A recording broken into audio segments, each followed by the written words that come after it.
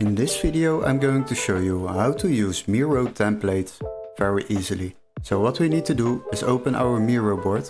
If you don't have an account yet, then sign up through your Google account. After that, your Miro board will be opened and then we can continue to the Miro templates. So I will show you guys a very easy way to select templates. What you can do, you have a little interface on the left side and there you will have a template sign. So click on the templates and after that you are able to select certain templates over here. You can also search by templates. For now we will use the roadmap planning, and if I click on use, then this template will be loaded into our board.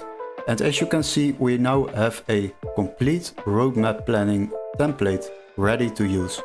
Now once I zoom in, then you will see that this roadmap template will exist out of certain parts. And as you can see, we can also select certain things. We can change the names, the dates and everything around it.